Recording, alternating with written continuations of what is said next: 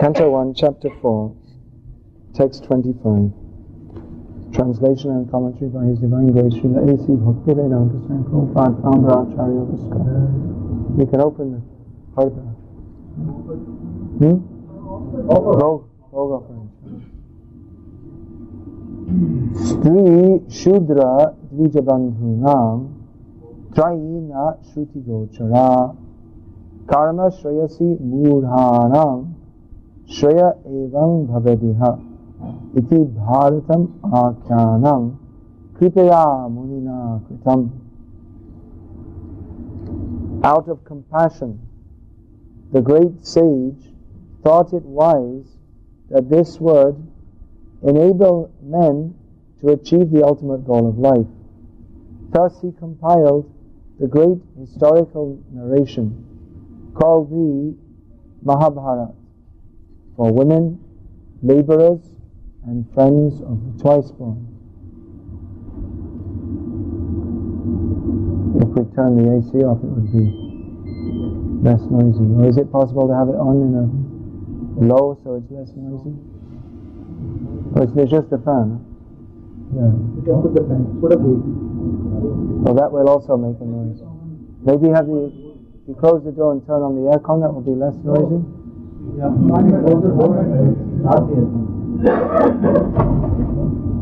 air conditioning? No, I want less noise. Put the fan and no noise. Fan is also somewhat noisy. It also makes my voice worse. Okay. Anyway, you can tolerate a little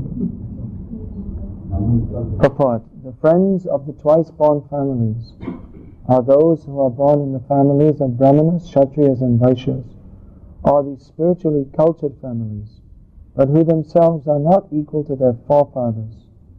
Such descendants are not recognized as such for want of purificatory achievements. The purificatory activities begin even before the birth of a child, and the seed-giving reformatory process is called Garbhadhan Sanskar. Cell phones off, please. One who has not undergone such Garbhadhan Sanskar or spiritual family planning is not accepted as being of an actual twice-born family. The Garbhadhan Sanskar is followed by other purificatory processes, out of which the sacred thread ceremony is one. This is performed at the time of spiritual initiation.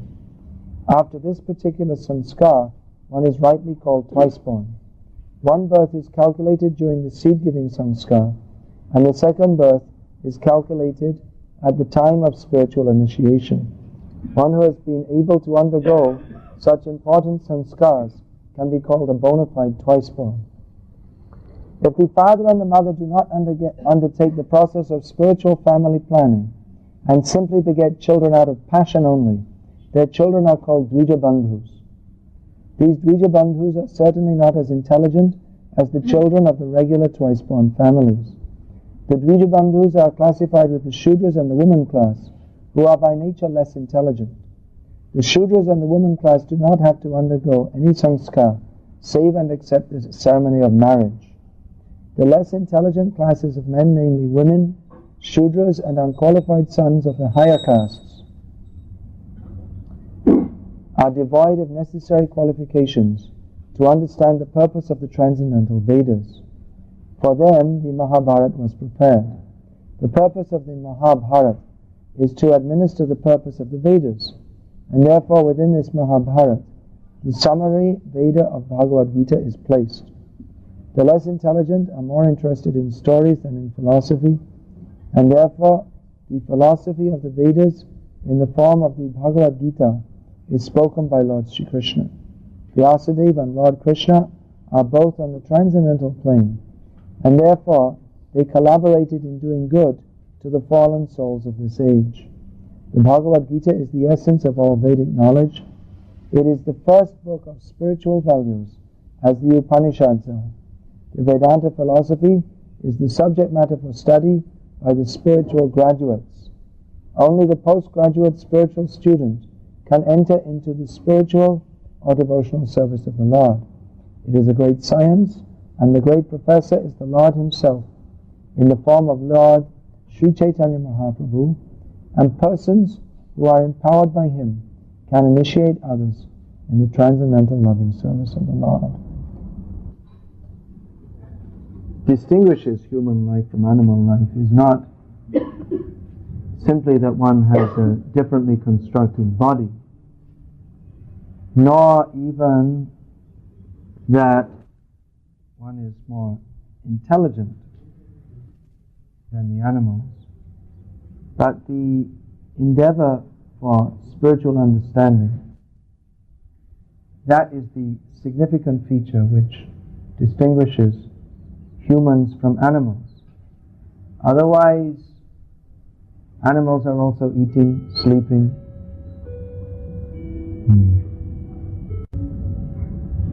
Animals are also eating and sleeping, having sex, and making arrangements for their defense, and also making arrangements to attack others. This is animal life. So a human being cannot be considered in a separate category from the animals if he only does these things. You may say, well, a human being is more intelligent. But then among the animals there are different gradations of intelligence. A dog is more intelligent than an ant. So why is it that a human should be considered very special if he's more intelligent than a dog? It's only a more developed level of intelligence. He can only be properly considered a human if he takes to God realization, spiritual realization. But spiritual realization is not simply a matter of imagination. It's not simply a matter of saying, I believe in God. When I say it's not simply a matter of imagination, that means that there are specific processes of spiritual realization which begin even before birth. In other words, those who are from what Prabhupada has described here as the spiritually cultured families, Brahmanas, Kshatriyas and Vaishyas, they're known as Dvija. In these births there are two. In these families there are two births. So the first birth is given by the parents. When does that birth begin? The birth begins at the time of impregnation. So that is considered the first birth. Now, that should be done in such a manner, that should be arranged in such a manner, not simply that you drink a bottle of whiskey and then like that. You watch some movie on, you have some video and then something happens. But the consciousness should be prepared for planting the seed in the field. In the Vedic literature, it is described that the father gives the seed and the mother is like the field. So the child is actually considered the child of the father more than the mother. The family line is calculated according to the fathers, not the mothers.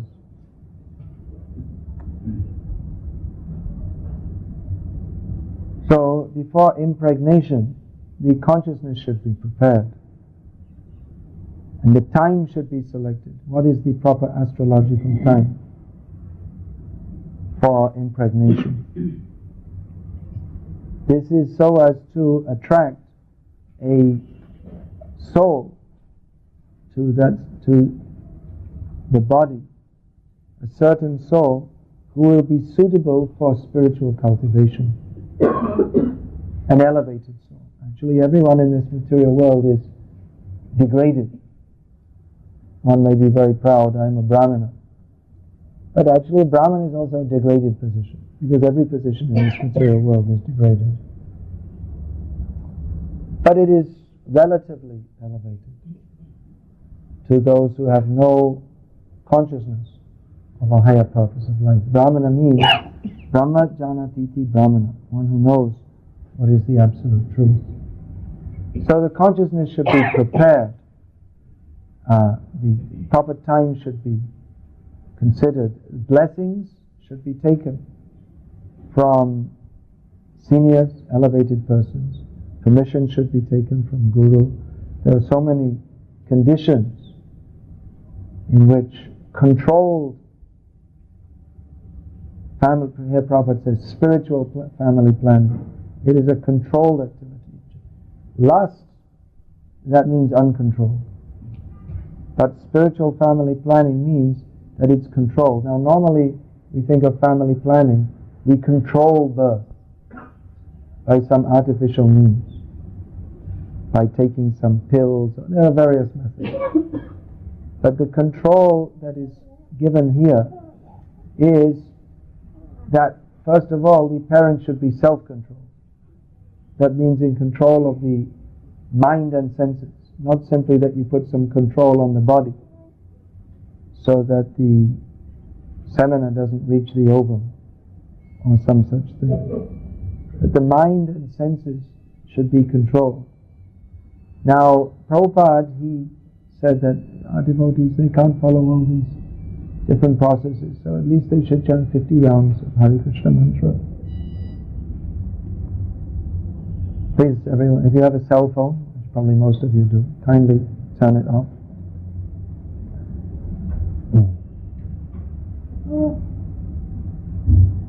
50 rounds of the Hare Krishna mantra should be chanted in preparation for impregnation.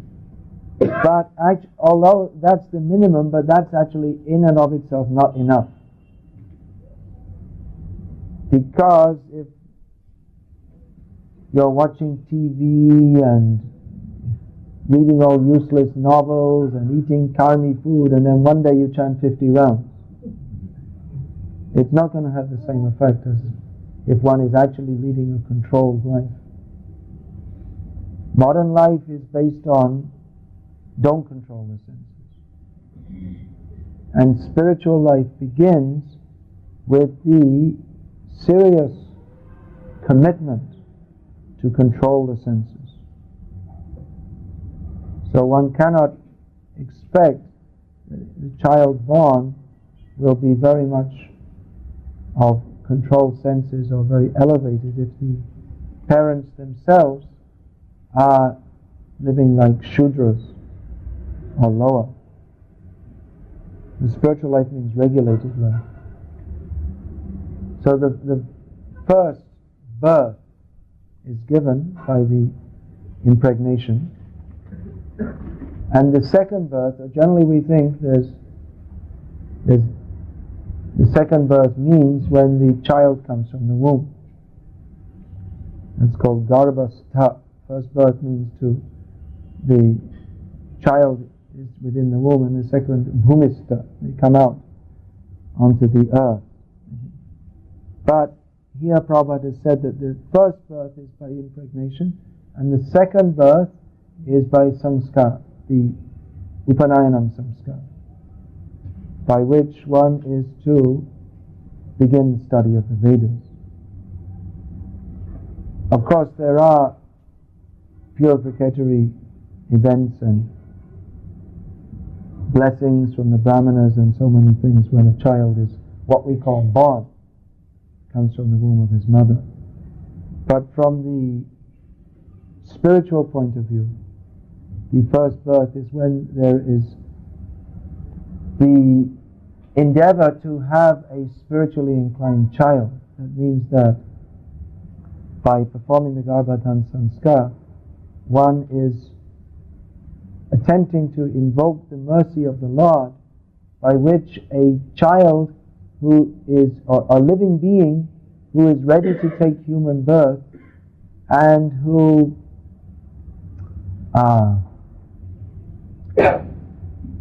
is spiritually elevated from a previous birth, so that such a child or such a person may become the child who takes birth in the womb of the mother, who is thus impregnated. So that is the first birth. And simply to be born like that, that is not in and of itself the guarantee of spiritual life, because training also has to be there. It may be that the child is from previous birth an exalted personality, but still training is required. So that training, of course, training that begins in cultured families, and that begins from the very beginning of life. Training in human behavior, what to do, what not to do. Just like, for instance, don't put your hand on your mouth here. Get it purified. If you read this book, My Memories of Srila Prabhupada, you'll find how I personally saw Prabhupada chastise someone for this. So actually this training should come at the very beginning of life. Just recently I saw, of course I used to see when I was living in Bangladesh, but one in Gujarat, one Bangladeshi village woman, with her husband, is staying in the temple community which I was visiting. Now you may think, Bangladeshi village woman, that's not very, that's not very cultured. You see, we're all educated, executive class. So Bangladeshi village woman, can't even sign her own name. So that's not very cultured. But actually, because the educated class, they've been educated as Paka Sahibs, the Indian educated class. So they've all lost their culture. Whereas here we're talking about Stri Shudra Drija Bandhu Nam, the fallen classes of India. They're actually, because they didn't lose their culture so much, because they're not so educated. So they're more cultured, especially in Bengal. Chaitanya Mahaprabhu. No, the Krishna's Kaviraj Goswami says, Paschima log shab bura anacha. People on the western side of India, they're all fools and rascals. They don't know how to behave properly. Actually, he is referring to Mathura. The culture appears, even at that time, the culture was not very prominent. So I talking about this Bangladeshi village woman. So she brought in her child to see me, her young son. And the boy, he's just beginning to walk, but he can't talk. And at that age, the tendency is to put the hand in the mouth all the time. So she was all the time, like maybe 2 or 3 times a minute. As soon as he put his hand to his mouth, she'd take it away. He'd put his hand to his mouth, she'd take it away. And I think she wasn't even thinking about it. It was almost like a factory machine. He was doing, and before he could get his hand to his mouth, taking away. So this means even before he can talk, he's being trained. Now I may think, well, what's that? Because putting the hand in the mouth is dirty. Why dirty? Looks clean. You can lick your finger, it still looks clean. But actually it's dirty, it's contaminated, because, as Prabhupada said, the mouth is more contaminated than the anus. And actually, if you consider, most of the diseases are orally transmitted. There are so many germs in the mouth. But those who are Shudras, they don't know this. They don't have training. Prabhupada speaks about the higher caste families. They're spiritually cultured. Why are they called spiritually cultured? Is it simply that by having a Kshatriya, Brahmana or Vaishya name, some name like Vyas or Patel or Ranna, these are names of higher caste? Is it simply by having a name that you are considered spiritually cultured? No, culture means activity, way of life. So the Shudras, they're simply meant for eating, drinking, sleeping. Drinking means not just water, all kinds of things, and illicit sex and all these kinds of things. Of course, even Shudras in traditional Indian culture, many of them were very cultured. But if someone from Shudra background, they're uncultured, then what can you expect? But the higher caste, they're supposed to uphold the values. So this kind of thing, putting the hand in the mouth, and actually it shouldn't be done, only when... Don't worry, I was going to say this anyway, not just because you happen to have your hand in your mouth. But I'm just giving it as an important example. That, so you put your hand in the mouth, then it becomes contaminated. You don't think. And then you're going to pick up the Srimad Bhagavatam. Or you're going to go and do arati. But then actually everything you do becomes an offense. That's why the concept of untouchability was there. Because the Brahmins, they had to engage in puja. And contamination spreads by touch. If you touch a contaminated person, then you also become contaminated. So those who are not trained in this culture, they're all the time doing things. That I was saying, you should only put your hand in your mouth when you're eating or when you're brushing your teeth. That's all. If there's any other time, then you have to at least wash your hands. So they have this habit of chewing their nails, or they put their car keys in their mouth, lick their finger and then turn the pages. So these are all very uncultured activities. These are basic things which are taught at home. These things should be taught at home. So many things. Bowing down before sadhus, bowing down before parents. Because nowadays the children don't want to respect their parents. And in most cases the parents are not worth respecting anyway. But actually the culture is that the parents, they should be so exalted in character that they impart the training to the children, and the children are very happy to bow down before their parents. The children are not rebelling because the parents, they looked after the children with such concern and trained them so nicely that the children felt very thankful to their parents. So it's such a nice culture.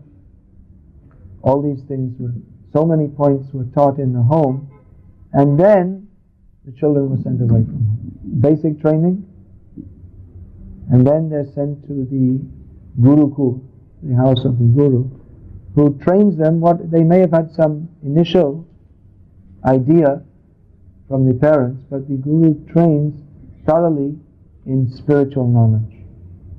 So that Upanayanam Samskar, that is the official ceremony by which one is admitted into the Gurukul for being trained as a brahmachari. So the Upanayanam Samskar, that can take place, that's only for the higher caste families. Why is that? Because within the family the training is supposed to be there. The Garbhadhan Samskar is supposed to be there. And then the training is supposed to be there. So that when he goes to the place of the Guru, the child is already trained how to respect elders, how you don't put your hands in your mouth. The Guru shouldn't have to waste his time teaching all these things. Prabhupada, of course, used to teach. And nowadays, mostly no one teaches, because I don't know why they don't bother to teach all these things. But actually, all these things, they should be understood. This is a prerequisite for understanding Vedic knowledge. Therefore, the Vedic knowledge is not taught to Stri, Shudra, Dvijabandhu, or persons who don't have this culture. The Veda means the Mool Vedas. They are not taught these things. Of course, women in the higher caste families, they also have this culture because they are the first gurus. First, you also have your hand in your mouth. So kindly, you can also wash it. Don't put it anywhere else in the meantime. Of course, mostly people will. Anyway, there are so many things.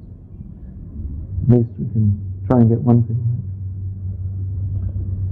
And so women, they are the first gurus for their children.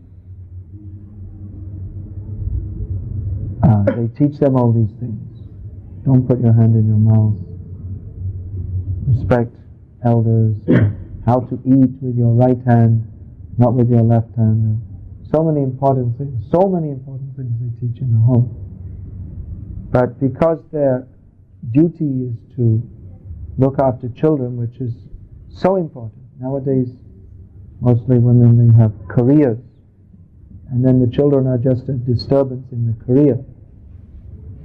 But actually, by natural function, the women, they're having a child every year or 15 months, something like that. And then they have to look after them. So they don't have, one thing is they don't have time for studying the Vedas, all these things. Also by the natural function, women, they can start to give birth 13, 14, 15 years old. So that natural function is there. And then they have to look after the children and train them as they have been trained, and as they continue to be trained within the family.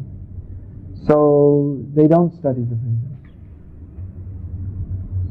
They may be cultured in a certain way, they're from a cultured family, but they don't study the Vedas. But for women, the only sanskar is the vivaha sanskar, by which they are married, and their function is to assist the husband, who is engaged. His duty is to maintain the family and to engage to be the guru for the family, spiritual guide. And the wife has her role to assist. And according to Vyasadeva, they are more fortunate than men because their path is easier. They don't have to undergo all the different Vedic processes. Simply by assisting their husband, they attain the same result as he does. So in this way, one is twice born. He is twice born by first birth is through the Garbhatang Samskar, and the second birth is by Upanayanam Samskar. Nowadays, these things are not going on, or they may be going on generally as a formality. Still in the families of those who have the names of Brahmanas, they make a big function of Upanayanam Samskar, which is absolutely meaningless. Because in the first place they never perform the Garbhatang Samskar, which means that that's stated by Manu, I believe, that in higher caste families, if the Garbhatang Samskar is not performed even once, and the child is born without that Garbhatang Samskar, then the whole family is converted to Shudras. By that negligence, they're converted to Shudras. So practically you see that what is the difference nowadays between Brahmin and non-Brahmin? There's no difference. Only the name. Brahmanas, they're not performing Brahminical duties. They're mostly performing Shudra duty, which is they're employed by somebody. Or they may have their own business, which is, at the best you could call that Vaishya duty. Although actually when it said that Vaishyas in Bhagavad Gita, Lord Krishna says the duty of the Vaishya is Vanijja. One of the duties is trade. But all this modern business, that's not the business of a cultured Vaishya. All this cheating business and from manufacturing chewing gum and plastic ducks and all kinds of useless things. Some kind of culture may be going on in their families. And often we see that from the material point of view, also people born in Brahmana families are quite intelligent. But they shouldn't be proud, I am a Brahmana, because you're not a Brahmana. According to the actual definition given in Shastra, you are Shudra. To call a Shudra would be a compliment, because to be a Shudra in Vedic culture, that so many restrictions are there. Otherwise, if you don't follow any restrictions, then you are antyaja. Then you are not part of the varnashram system at all. You're born outside it. Then you're chandal, lecha, yavan, so many things. So practically, to call someone a shudra nowadays, that is actually a compliment, because people, they're not even on that level. The way people are living, they're living like lecha, chandala, yavan, rakshas, asur, and still they're very proud. I am a brahmana. Of course, in the Varaha Purana, that is stated that in the Kali Yuga, many persons born in Brahmana families, they'll actually be of Rakshasa quality. What is that verse? Rakshasa? I can't remember the verse now. That many persons of very degraded and rascal mentality will be born in Brahmana families and will, on the plea of being a Brahmana, simply oppress and exploit others. So therefore, in Kali Yuga, if there is at all to be spiritual life, then it can't be exactly according to the traditional Vedic system. Because by the nature of Kali Yuga, that system is broken down. It's not possible to properly follow the Varnashram system. Of course, Prabhupada wanted to institute that as far as it is possible. Please don't use the Srimad Bhagavatam to lean on when you're writing. There are many, many fine points. It may seem troublesome to be taught them in your later life, but we should learn these things so that we can serve Krishna more properly. Krishna consciousness means we should be conscientious. We should know what to do, what not to do. Otherwise, pravritim cha, nivritim cha, janana vidu asuraha. Those who do not know what to do and what not to do, they're actually counted among the demons. So we have to learn this Vaishnava culture. Otherwise, how can you be a Vaishnava if we have the culture of the demons?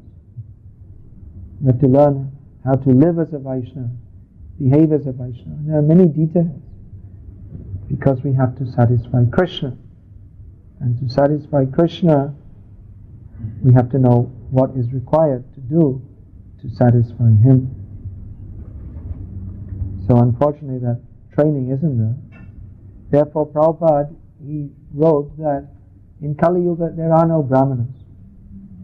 There are people who are posing as Brahmanas, but that simply makes the situation more confused. Real Brahmanas means those who are actually spiritual guides to society, not simply by precepts, not just by talking, but by their very example in their lives. They themselves are absorbed in Krishna Bhakti and teach that to others. So Prabhupada said it is an emergency because there are no Brahmanas in human society, therefore it's like a body without a head. So in this situation, although traditionally Brahmanas would come from the cultured families, not necessarily that one had to be born in a Brahmin family to be a Brahmana, but generally it was like that. But Prabhupada said now that system is broken down. The Shokra Parampara is broken down. So therefore it is required to establish new Brahmanas, or real Brahmanas, by training even from the ranks of the outcasts. Anyone can be trained. Yata kanchana samyati kansyan rasa vidhanataha.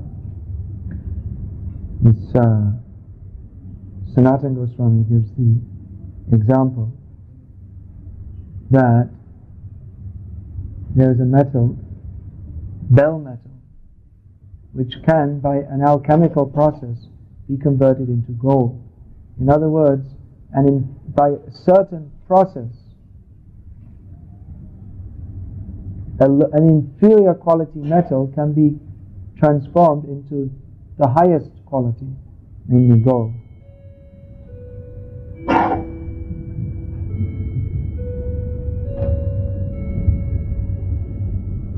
So in the same way, tata diksha vidhanena dvijatvam jayate nrinam. So in the same way, by the process of diksha, anyone from any background can be made into a dvija.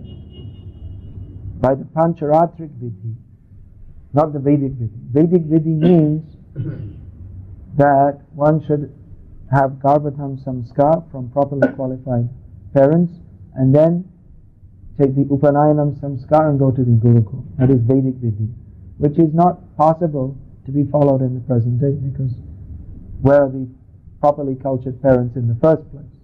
They don't exist. Kalo Shudra Sambhavat. Everyone in Kali Yuga is simply born as a Shudra. But by the Pancharatric Vidhi,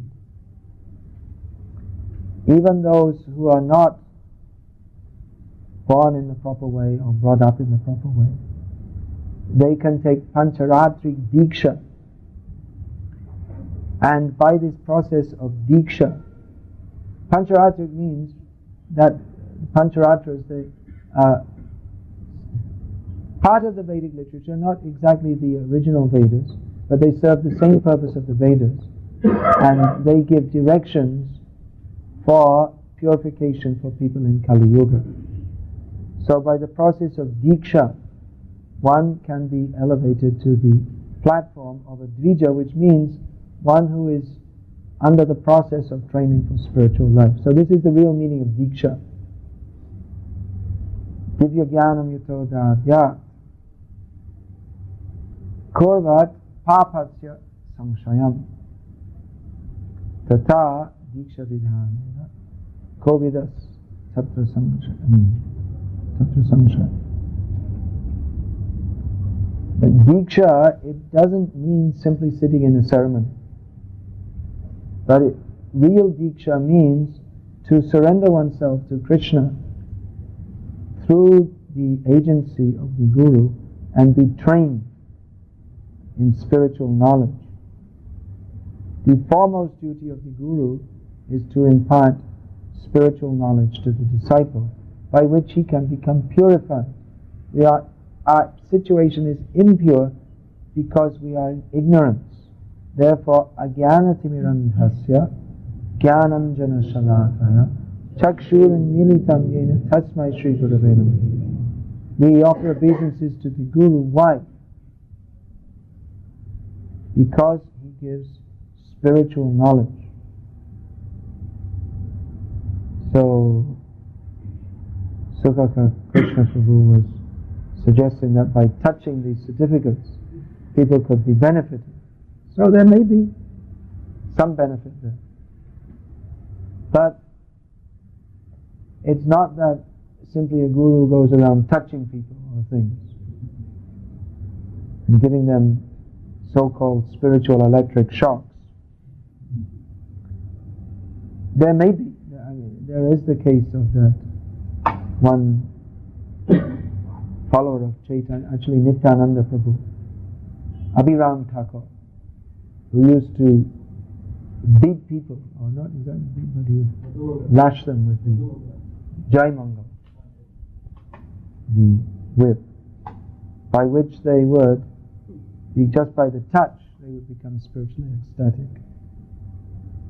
So that was a special dispensation, unusual. But the general process is that one has to hear very carefully. I also say that everyone is requesting everyone to listen very carefully, because it is by hearing repeatedly the messages of Krishna from a guru. The guru means who is coming in parampara and teaches according to parampara, and is himself advanced in realization of the messages of parampara, by hearing the messages of the Bhagavatam in this manner, then gradually by hearing in this way, one can become fully purified and fully Krishna conscious.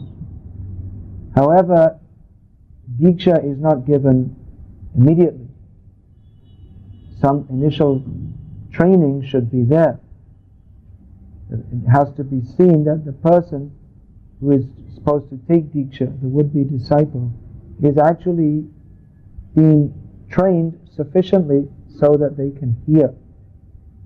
Disciple has to hear the Guru speak. What are the instructions of Gita and Bhagavatam? So one has to be ready to hear, should be at least situated in goodness to some extent. Otherwise, a person who is too much affected by the modes of passion and ignorance, they cannot sit and listen. If one is infected by the mode of ignorance, he will simply sleep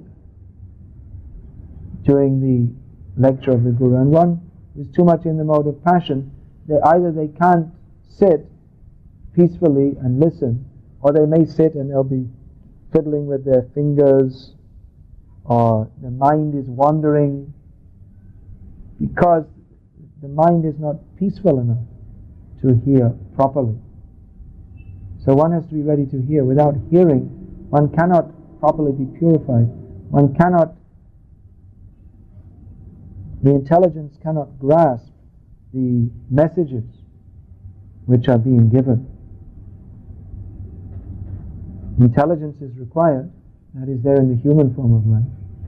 But that intelligence, it's not simply a matter of academic intelligence, that one can understand the messages of Bhagavatam.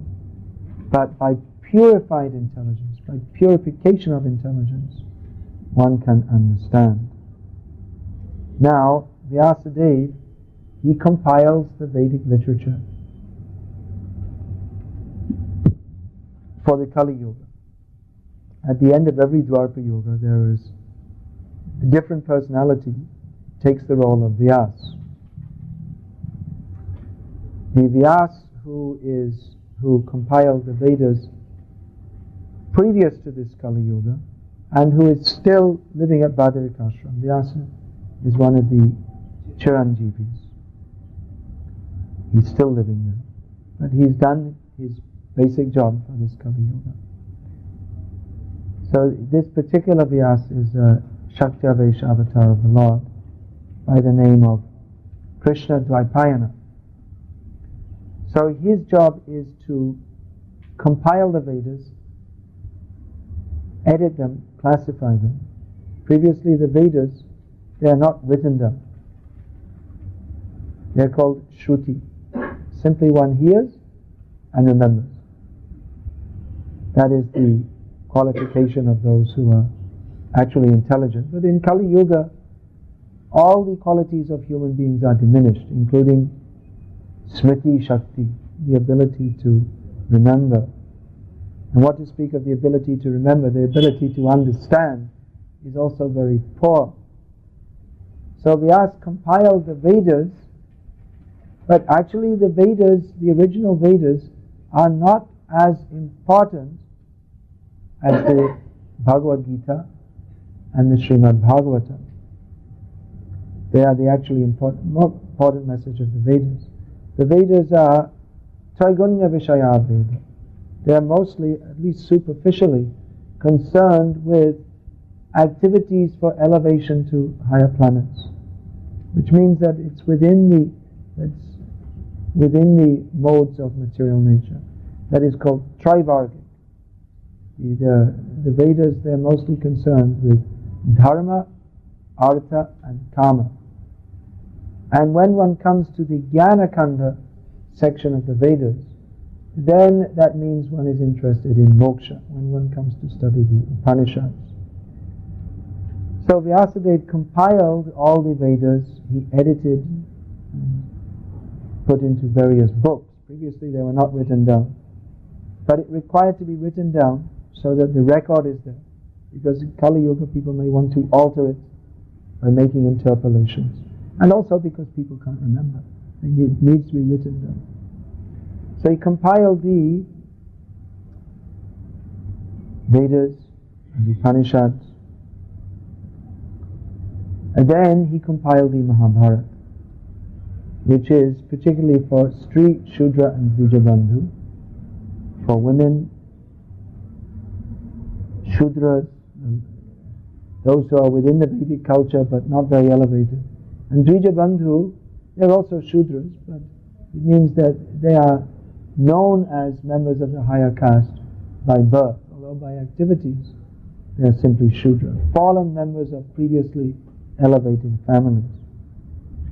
So he compiled the Mahabharata for them because it's interesting. It's a story. It's a very interesting story. But actually the purpose of the Mahabharata is to come to hear Bhagavad Gita.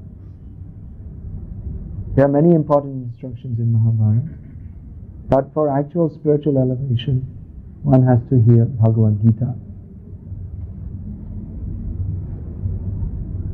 So that is compiled for less intelligent people. Of course, everyone in Kali Yuga is less intelligent. But even Bhagavad Gita, in one lecture, of course, generally we praise Bhagavad Gita. We should praise Bhagavad Gita. It's spoken by Krishna himself. Yasvayam Padmanabhasya Mukha Padma Shrita. It's direct. The Vedas, they emanate from the breathing of Narayana. But Krishna, the Supreme Personality of Godhead, has personally and directly spoken the Bhagavad Gita.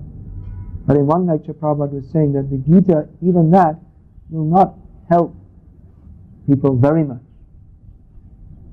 Of course, Bhagavad Gita helps us in all ways. But in Bhagavad Gita, the actual message of the Vedas, which is hardly stated in the Vedas themselves, and in Bhagavad Gita it's stated, but it's not very clearly and straightforwardly and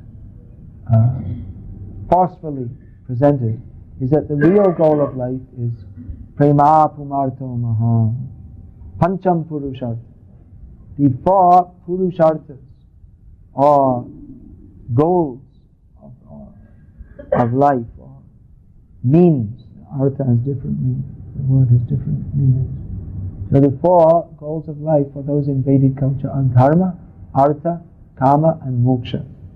But Srimad Bhagavatam begins with Dharma Projita Kaitava Atra, with rejecting materialistic religion. So Dharma, Artha, Kama and Moksha. Artha, Kama and Moksha, they spring all from Dharma.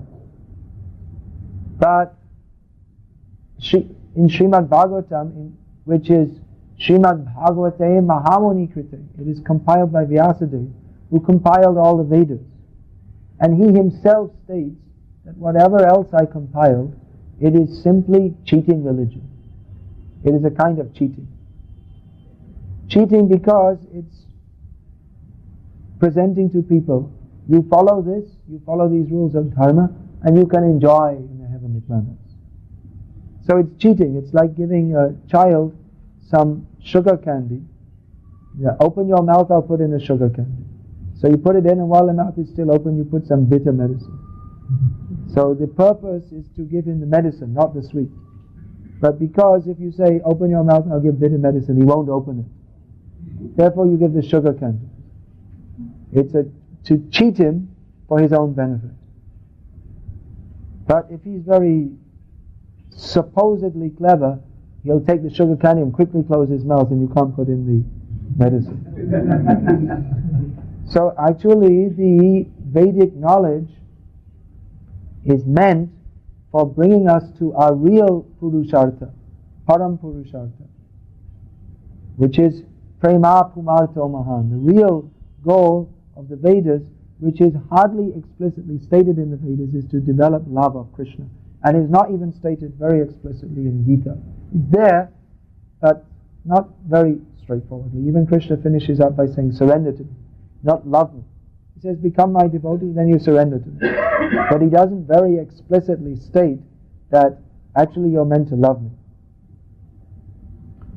So mostly the followers of the Vedas, they're very expert in opening their mouth and closing it again. In other words, following the Vedic directions for sense gratification, or even for moksha, and avoiding Krishna, because they're envious of Krishna.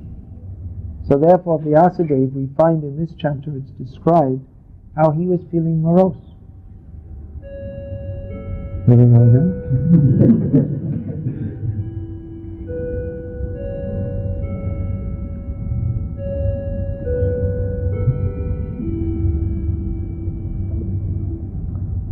He was feeling morose because he had compiled all the Vedic literatures which are meant to lead up to the point of describing how you should surrender to Krishna and love him and enter into love with him, but he hadn't done that. He did everything else, but then what did he compile all the Vedas for? So that everyone could eventually come, you've been through Karma Kanda, Jnana Kanda, now come to love of Krishna. So he did all the preparatory work, and then the real thing he was supposed to do, he didn't do. It's just like if someone invite, now please come, I have made one palatial residence. So you come in, someone invites you, let's walk in and see all. So you come in through nice gates with guards and nice gardens and hedges and ponds, and you go around gradually, and then you come to a big blank empty space. The walkway and the gardens are supposed to be the approach to the mansion. But if you simply have walkway and gardens and gates and ponds, and then there's no building, then it's not a residence. The whole point is the gardens are supposed to be an approach to and a decoration to the building. So like that, if you make all the approach, but then you don't, then you make beautiful gardens, and then you sleep outside at night, and you do your cooking like the Mazdurs in India who are working on the building sites. They do their cooking, everything outside. They live, eat, sleep, procreate, everything they do right on the building site. They live outside. So if you have a beautiful approach road and gardens and all this, and then in the middle of it you're living in an empty space and sleeping outside and cooking outside, it doesn't make sense.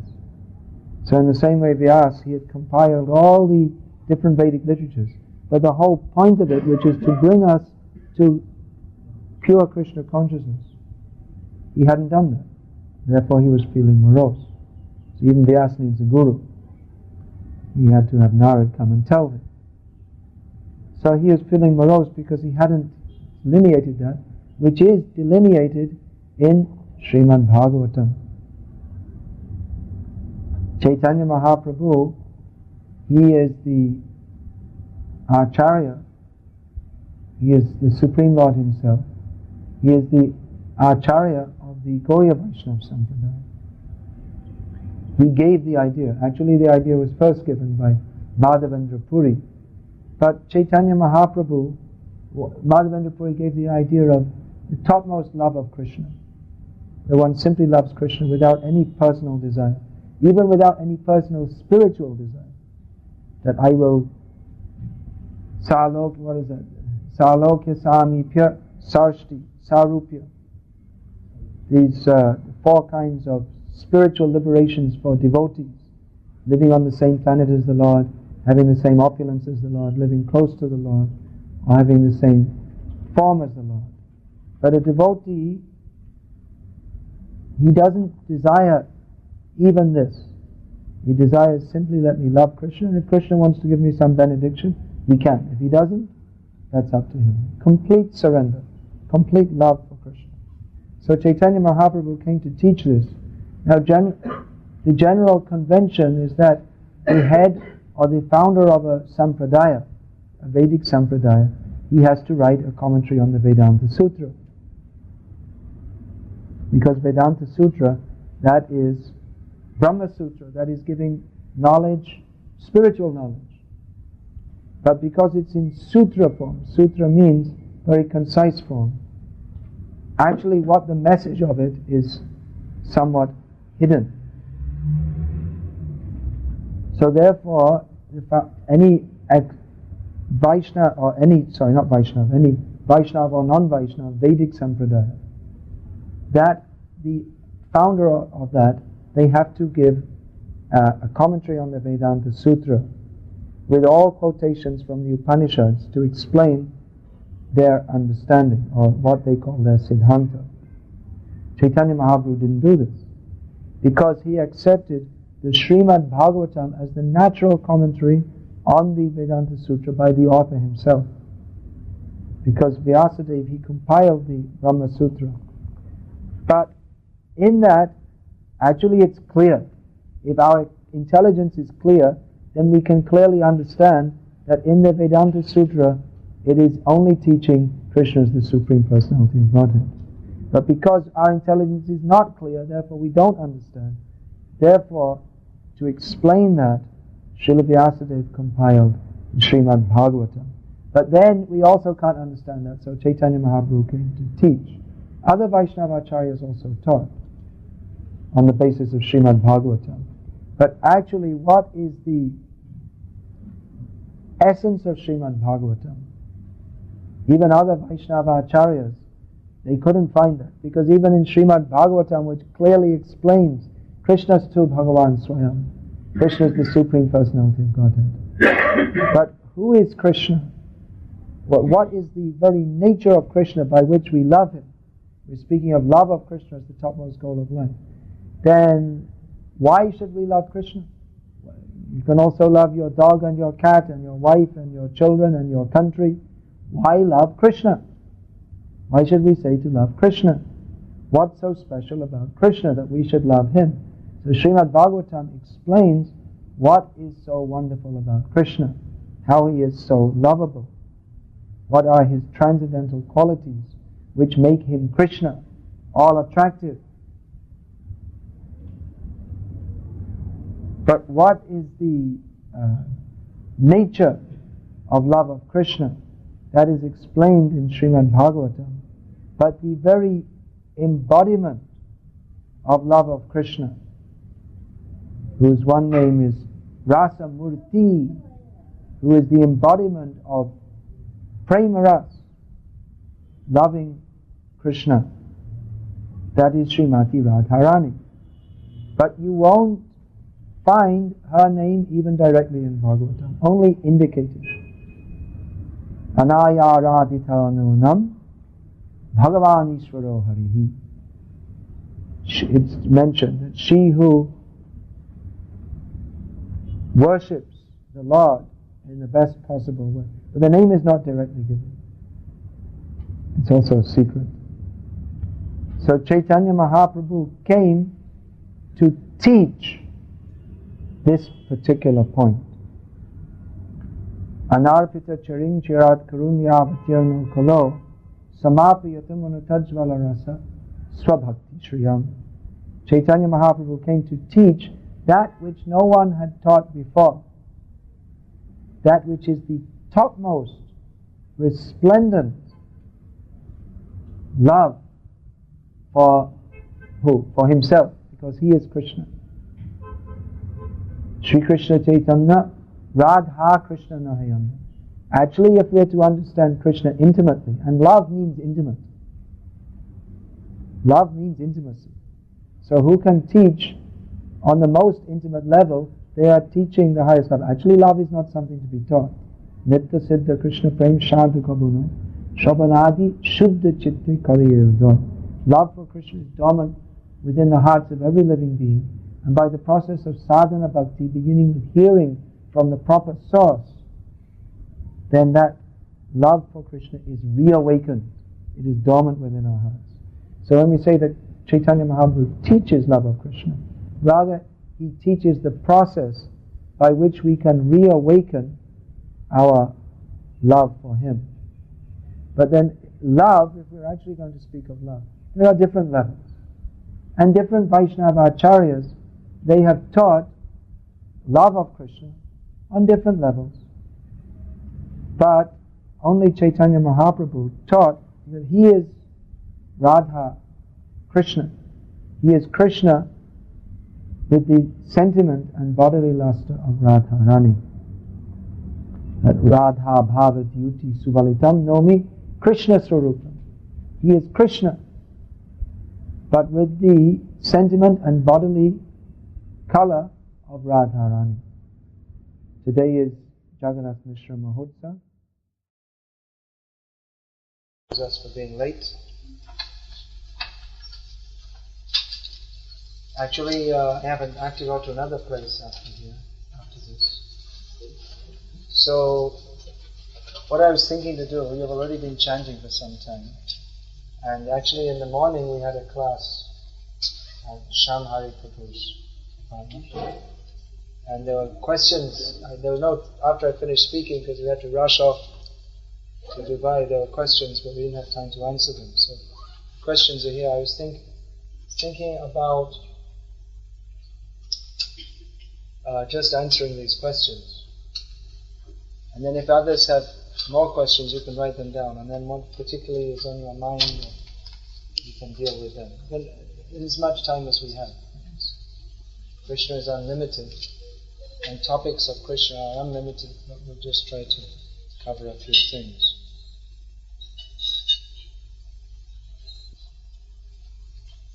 Alright, here are a few questions. In the morning I was speaking about the verse was describing about particularly about Garbhatan Samskar, not the verse, the purport. So I was speaking about particularly about Garbhatan Samskar and about Upanayanam Samskar. These two are considered Janma.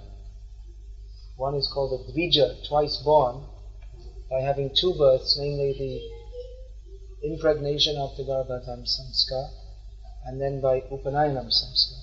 And actually, coming out of the mother's womb in that instance is not considered birth, because these two births, they are for the spiritual rejuvenation of the person. And I mentioned that for women, there is only one samskar, which is Vivaha Samskar. So the question has come up, who asked this? Sukaka, is this? Yes. That is not spiritual initiation a ceremony? Well, yes, it's a ceremony, but it's not part of the samskars in the Varnashram system. When we're talking about spiritual, again I was talking about, these are all Vedic vidhis. But in the Kali Yuga, the Pancharatra is more important, the Pancharatric system is more important.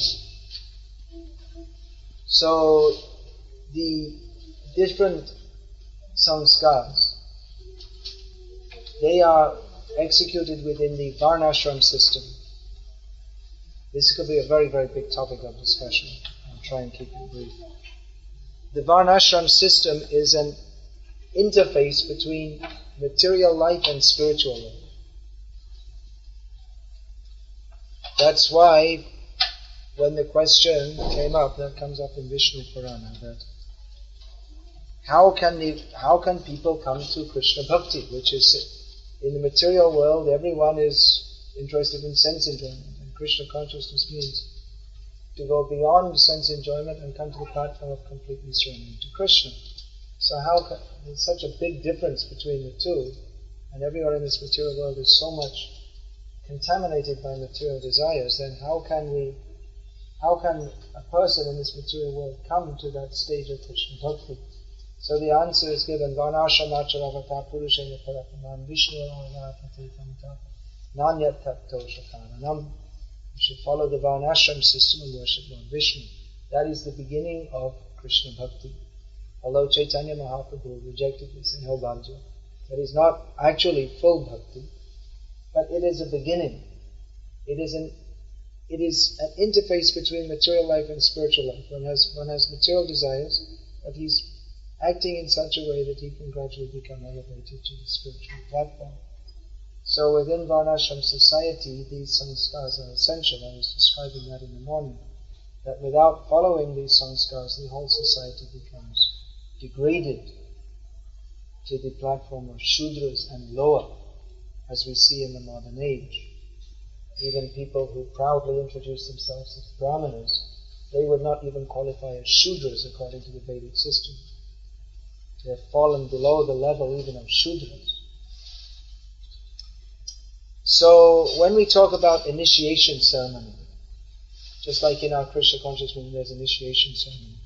So that, I was describing this somewhat this morning, that the Diksha is according to the Pancharatric Vidhi, which is a purely spiritual function. The sanskars within the Varnashram system, they are functions for bringing one to spiritual life. But the Diksha within the Vaishnava Sampradaya is purely for bringing one to spiritual life. It's a purely spiritual function. Now, at the same time, those who take Diksha, Vaishnava Diksha, according to Pancharatric system, it doesn't mean that by doing so that they immediately come to the absolute spiritual platform. It would be nice, the opportunity would be nice if we could. But, practically speaking, we see that devotees are at different levels. Therefore, Prabhupada wanted to introduce Varnashram among our devotees, for not exactly among devotees and among society in general, to help devotees to act in according to their present level and according to their psycho-social position, so they can be properly situated within society and practice Krishna consciousness. So, I was saying that for women there's only the Vivaha Samskar. And actually in traditional Varnashram society, women don't have a separate initiation. Only the initiation means for men, they don't have Upanayanam Samskar. And women, they don't take initiation, they become married, which for them is, the initiation is included because they become the Ardangini, or the half the body of their husband, or Sahadharmini, or Sahadharmacharini. Sahadharmini, what is this? You're saying Sahadharmacharini. So, they get the result of what their husband does by assisting him. So there's, in the purely Vaishnava system, which is not exactly the Vedic system, the women, they're also given spiritual initiation. So that is in respect of considering that they're not the body at all, they're spirit soul. So between Varnashram considerations and Vaishnava considerations, there's some kind of tension, and balancing the two and understanding the two, it can be somewhat, it can be problematic sometimes, because anyway, it's a very, very big discussion. And another part of this big discussion is, why are women considered less intelligent in the Vedas? Well, Ved means knowledge. When we talk about, here we're talking about Vedas, that means the whole body of Vedic knowledge. Ved means knowledge. And that means which is correct. So we shouldn't think that it's just another opinion. But it's a fact. If the Vedas state so, it must be a fact. If in the Vedic knowledge it's stated that the moon is further away than the sun, then we should understand it's a fact. You may look through our telescopes and think it's wrong, but if the Vedas say so, it's a fact. Now, the basic reason why women are considered less intelligent is because we get certain kinds of bodies according to our karma and according to our inclination. So, with the woman's body comes a certain kind of mentality. Men there's a certain kind of masculine mentality and a certain kind of feminine mentality. And nowadays they want to make it all the same, that women will be just like men. But actually, You see, even in the Chinese culture, which is quite degraded according to Vedic understanding, they have this whole idea of yin and yang. You know about that? Yin and yang. Male energy and female energy, and how the two have to be balanced. So men and women have different natures. There are certain masculine qualities and certain feminine qualities. Now, with the woman's body comes, of course, this is a generalization, but it's at the same time we can understand the truth in it, that generally women are more prone to sense gratification and the bodily concept of life. And to give a very practical, down-to-earth example, if you go in the supermarket, if you go among the cosmetics section,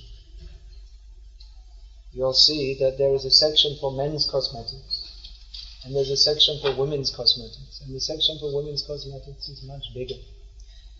They're more interested in decorating their bodies, painting their nails, and all these different kinds of things. So that inclination to identify with the body is more prominent. Therefore, women are considered less intelligent. You don't have to be less intelligent. If you take to Krishna Bhakti, then that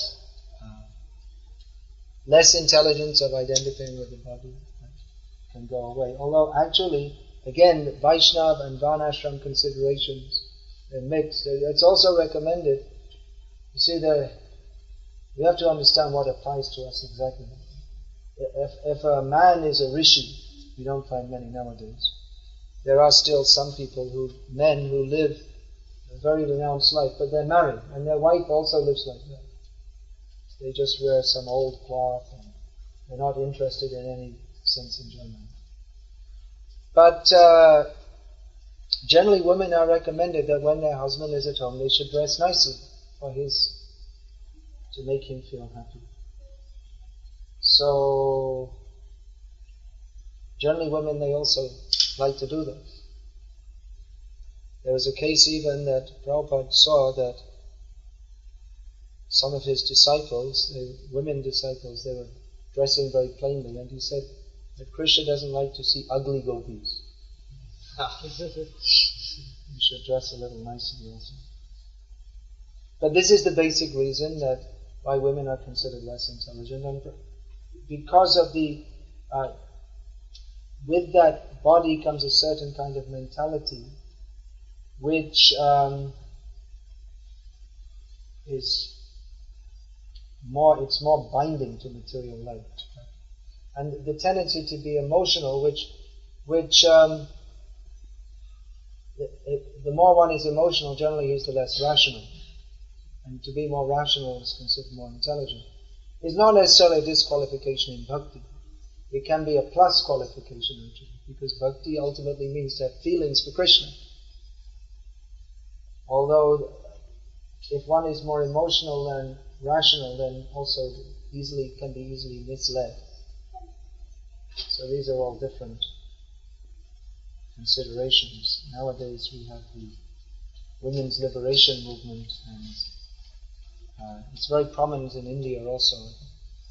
They're very much pressing this. Even the BJP government, which is supposed to be promoting Hindu values, made 30% reservation for women in the parliament, which is completely against Hindu values. Because women, by their body, by their mentality, by their body they have children, men don't. I mean, there was the case of Maharaj Mandhata, it's described in the Bhagavatam. He drank the water which was supposed to be drunk by his wife, that had been sanctified by the sages. So she was supposed to drink it and get a child, but then he came and he drank it himself, because he was feeling thirsty. Oh, some water, that's nice, he drank it. And then he had a baby. That's unusual. That's unusual. The power of the rishis he put in the water. That's unusual. Generally men don't have babies, women do. So by nature's arrangement or God's arrangement, they also have the proper mentality for looking after children. So nowadays they're promoting that, you have a career and then the children become a nuisance in the Korea, and they're not looked after properly. I have so many things to say about this, which I'm always saying, so if you want you can just listen to any of my cassettes. But basically, women have the very important role in society as mothers and wives, not as jet airplane pilots or admirals in the Navy or bus drivers or any such thing. Anyway, that's a big discussion. You may shoot me. What can I say? I have to speak. I read Prabhupada's books. I have faith that what Prabhupada said is that is correct. And if all the big, intelligent people of the modern world say something different, who should I accept? Should I accept Prabhupada and the Shastra? Or should I accept all these foolish, nonsense people who have made the whole world hell with this? One of the methods of making the modern world hell is to make women so-called free, so that they can be enjoyed by every man on every street corner, and they have no fidelity to their husbands, and just actually creating a whole completely degraded society. So I follow what Prabhupada says and Shastra says, and if you don't like it, well, what can I do? Go to hell. Go to the hellish society. Maharaj, you told a child is known by the father's family heritage. In Kerala, yes, in Kerala it's matriarchal. And I was talking about the Vedic system, not the Keralite system. Keralites, they do things differently. The Vedic system. According to the Vedic system, the child is considered the property of the father, and the family line comes down in the father line. In one of the lecture by one of the Maharaj, there's a point discussed that I can't remember this. Anyway, I already answered 3 questions from one person. Is the cause of our death predestined, like in accidents, disease, old age, or can it be changed through Bhakti Yoga and Krishna consciousness? Predestined? Well, you see, we come into this body with a certain set of karma. But we also make new karma. According to our karma, we get put in certain situations, and then how we respond and how we act in different situations, that also mixes with our previous karma to make our future karma. So it may be that someone, they may have a very good karma, but that may change if they do some bad activities. And also by our association, our karma can change. Just like it's very interesting, one of my godbrothers is an astrologer. So he told me, is a very interesting, it's not a very happy story, but it's an interesting one at the same time, that one man died an early death. And they were asking that, well, the astrologer never predicted this. How is that? We didn't see any such thing. So he looked in the chart, and he didn't find any early death. But then he looked in his wife's chart, and she saw that she had the yoga for being an early widow. So he was affected by the wife. By marrying that particular woman, he had to die early. The astrologer didn't find that out, otherwise he would have married her. So that's very interesting. Also, if one cell phone's off, please explain the importance of Navavidha Bhakti and the importance of chanting in daily life. Well, Chaitanya Mahaprabhu already explained that in 2 verses. What is the importance of Navavidha Bhakti, and what, among these 9 forms of devotional service, what is the importance of chanting? So Chaitanya Mahaprabhu said, he explained the 64 methods of devotional service, and he summarized Bhajane Madhye Shrishta Navavidha Bhakti Krishna Prem Krishna Dite Dhare Mahashakti Tar Madhye Sarva Shrishta Nama Sankirtan Niraparadhe Nama Loile Bhai Prema Dhan. He said that among all the methods of devotional service, these 9, they are the best, because they have tremendous potency to deliver Krishna Prem and to give us Krishna. And among all of them, Nam Sankirtan is the best. Because simply by chanting without offenses, one can very easily attain love, Krishna. Quoting myself, if you touch a contaminated person, you also get contaminated. Please elucidate, is it the body or the soul that gets contaminated? Well, the soul by nature is not contaminated anyway. But when we say that the body becomes contaminated, that means that for the sake of performing puja or any auspicious vidhi, one has to be clean enough to do so. The body has to be ritually clean. Bhakti can be done in any situation. Again, Chaitanya Mahaprabhu said that Kayate Shurte Jota Tota Namaloi Desha Kala Niyam Nahi Sarva Siddhi Hoy. That even when you're eating or lying down to sleep, you can chant the holy names of the Lord, and in any situation, without consideration of time, place or circumstance, by chanting, one can you can achieve all perfection. But in the matter of deity worship or performing yagyas, there is consideration of purity and contamination. That is why, you see, we ask anyone chant Hare Krishna, but we don't ask anyone come and worship the deity. Because in deity worship, there are many rules and regulations for cleanliness, which if not followed, then offense is caused. So the body becomes contaminated, but the body is supposed to be used in the service of Krishna.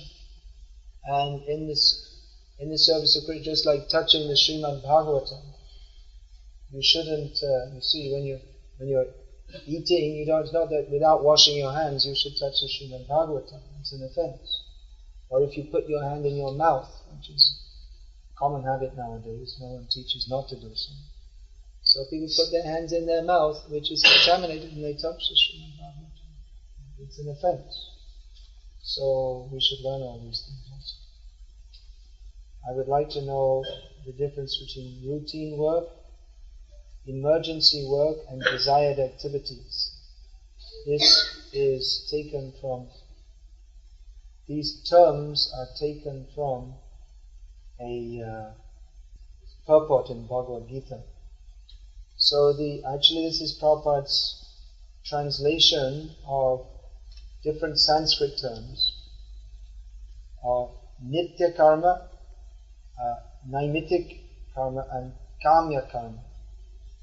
That means that there are daily activities prescribed, such as one should rise early, one should evacuate, brush the teeth, take bath, do daily, in a Vedic household they'll be doing daily yagya, homa, or in modern age it's more recommended that one do Sankirtan yagya. All these things should be done on a daily basis. So these are nitya karmas or routine work. Then emergency work, or actually that means occasional activities. So just like not every day, but on Ekadashi one should follow Ekadashi Vrata. So these are occasional duties, naimitic. Or there are certain activities, just like on the death of a person, there are certain duties that should be performed. So these are not daily duties, these are irregular duties. And Kamya Karma, that means that in other words, these are descriptions of different types of vidhis to be performed, activities to be performed according to scriptural directions. So Kamya Karma means that if one has some particular desire to be fulfilled, he may perform some extra vidhis. In other words, or to give an example, if one wants a son, then he may perform under the direction of brahmanas who know about these things, which also are difficult to find nowadays. One may perform some extra pujas or extra vratas, such as fasting, for fulfilling a particular desire. Why are some of God's creations challenging the Lord? Presumably it's meant that why are the jivas in the material world against Krishna? Is that what it's meant? Well, ask yourself, what are you doing here? Why did you come? We're all in that position. The jiva has independence. So he can choose to serve Krishna or not to serve Krishna.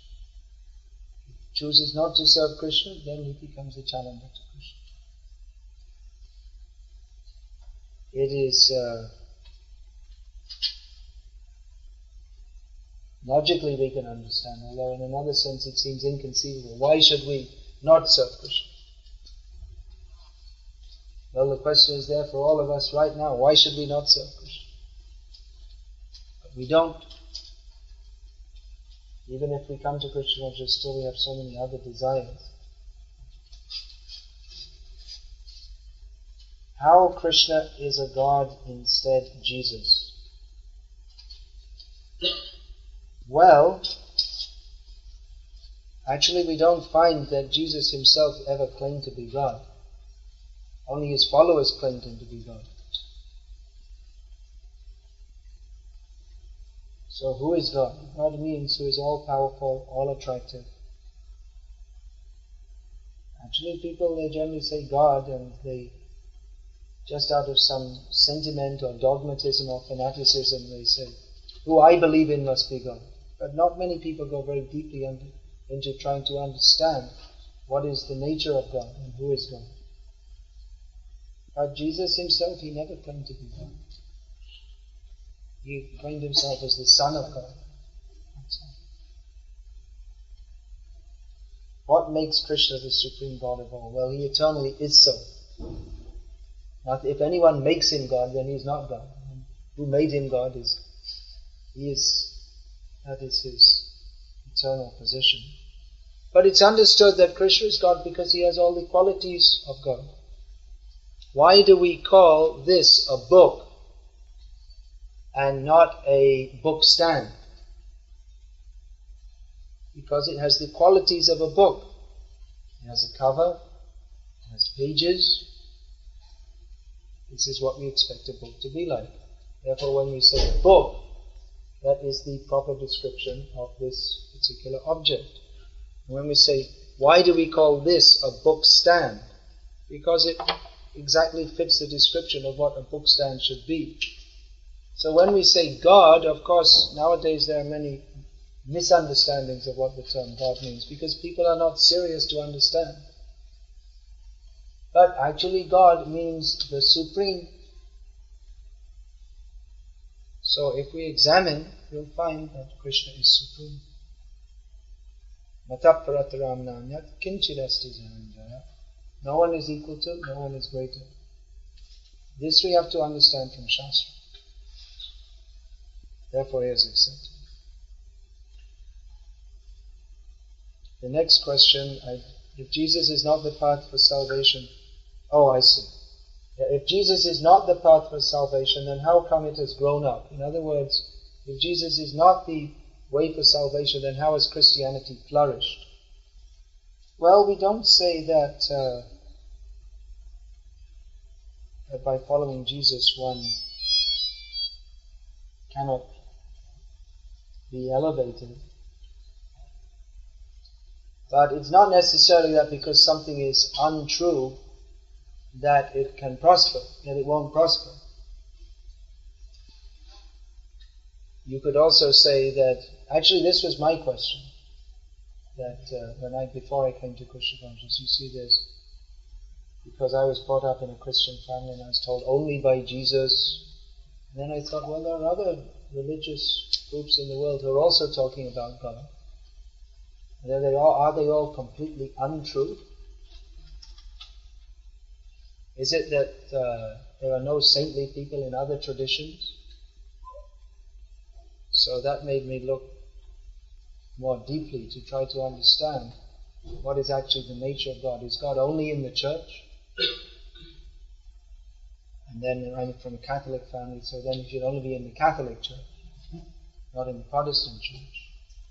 So I could understand that understanding of God is not restricted to some dogmatic faith. But God is for everyone, and He can be approached by following great personalities like Jesus.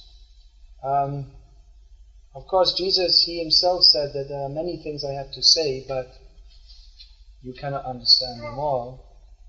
And it appears that anyway, people who are talking about following Jesus, they hardly follow Him at all. That's another big discussion. But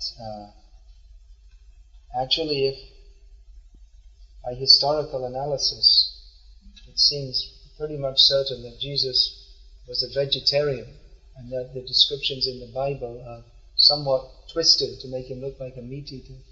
And He wasn't a drunkard either, as the Bible, modern Bible, which is historically known to have been changed, as it makes Him out to be. He was a great saintly person. Great saintly people, they don't eat blood and flesh.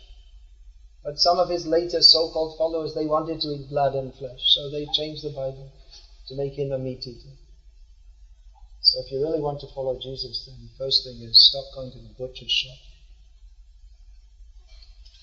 That will help you. Oh, there's some question.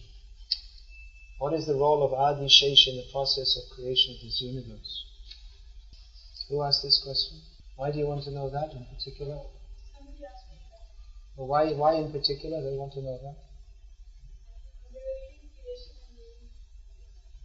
It's just some curiosity. I don't know if they asked me and I didn't have an answer. It's a strange question. What is the role of Adi Shesh? He is the servant of the... He is the Lord, but He takes the form of the servant of the Lord. So, actually, He's also non-different from Sankarsha. Different and non-different. Through whose agency the creation is affected. Please briefly explain this. I can't understand this. Pancharaja Vidhi, Bhagavata Vidhi, and what's this? Vaidhi Bhakti? What's that? Vaidik. What does it say? Vidhi? It says Vidhi? Yeah, well, Vedic Vidhi means that which is given in the Vedas. That actually nowadays no one can follow all these different rules. Very complicated, just like to chant the Vedas. Who can chant the Vedas if they're actually very pure Brahmanas? They're following all the rules and regulations, and by their chanting, by the mantras that they chant, a very powerful effect can be had. Just like I was saying, that water, within that water was imbued the power to produce a child. So much so that even a man drank it and the child came. But to follow that system, one requires very pure Brahmana and very expert in chanting mantras. If even one swara is slightly wrong, then the whole thing is changed. The Vedic mantras have to be pronounced with correct pronunciation and in exactly the right swara, how do you say, the right meter. So that's not possible in the modern age. In the modern age, the Pancharatrik Vidhi that is recommended, which gives the same result but in a more easy manner. In Pancharatrik Vidhi, it's Vidhi means there are rules and regulations to be followed, but in Pancharatrik Vidhi, because in Kali Yuga people can't follow everything so properly, so the bhavana, or the feeling, that is emphasized and accepted.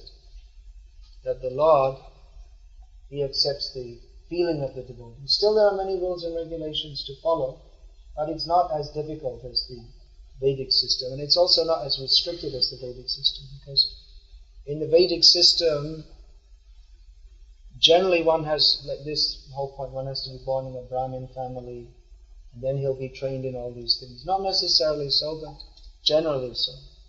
And elevation comes slowly through different lifetimes, whereas in the Pancharatric system, it's very common that anyone from any background, because generally in Kali Yuga, Kalo Shudra Sambhava, even if one is superficially born in a Brahmin family, everyone is of Shudra nature. So Pancharatric Vidhi takes anyone from any background and gives them the chance to immediately engage in the service of the Lord. And that's particularly concerned with deity worship.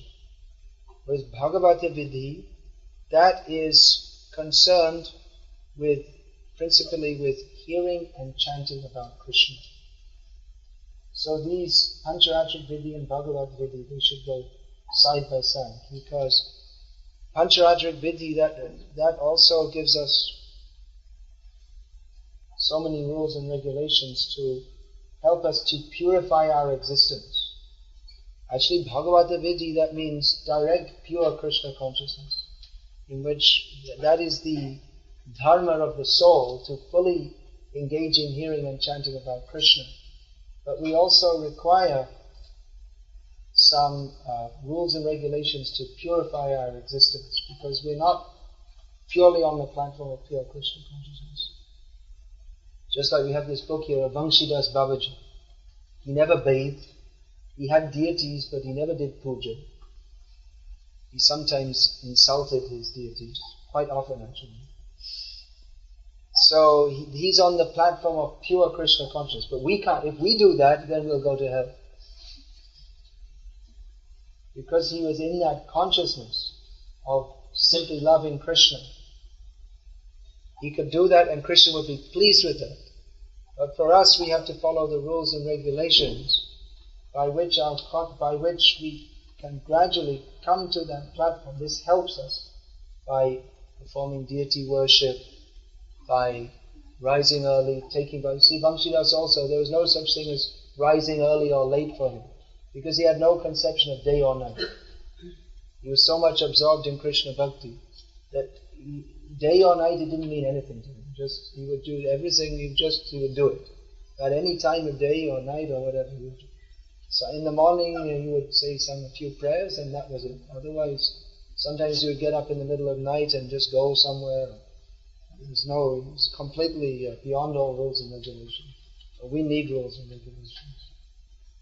As devotees, what duties should we perform on the death of relatives? This is a very important question. Bhaktisiddhanta Saraswati Thakur took this very seriously. He wanted to, actually Bhaktisiddhanta Saraswati Thakur, he was making a revolution against Smarta Vidhi. There's another kind of Vidhi, Smarta Vidhi. According to Smartavad, one should follow the Smriti Shastras, all the different rules and regulations.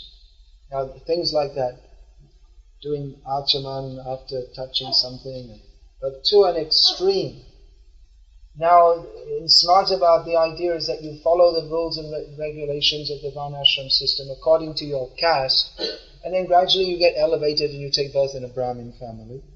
And then you're a Brahmin, you're very pure, and then you go to the heavenly planets or whatever, and you go up and down, you enjoy life, and then you become fed up of that, and then you become a Jnani, and then you get moksha, and you merge into the existence of God. It ultimately comes to Mayavad.